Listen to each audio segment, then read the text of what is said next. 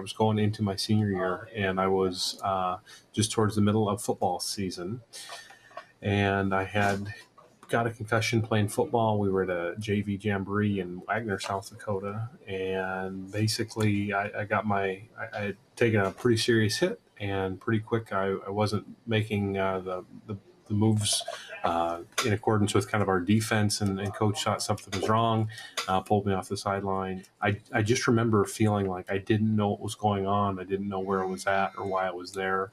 My brother was there, and he said he saw me pick up my pads and helmet and try to put them on backwards and run back out on the field. So that was a pretty good indication I had a concussion.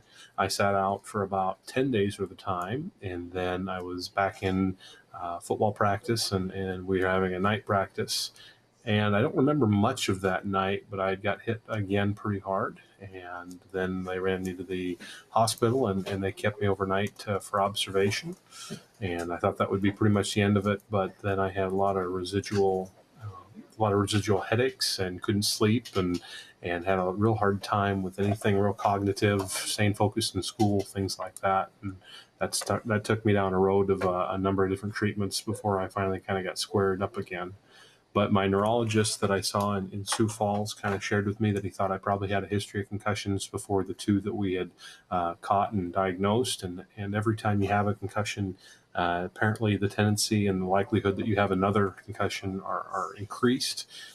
So I'm probably I'm probably 3 or 4 in at this point. Some of the preliminary tests showed that I had crushed a number of blood vessels here in kind of the base of my skull that had led to some longer term type of healing. When you damage nerves and blood vessels and things like that, they're some of the more slow healing parts of your body. And so, but I thankfully I was young enough that I recovered faster then than I probably would today.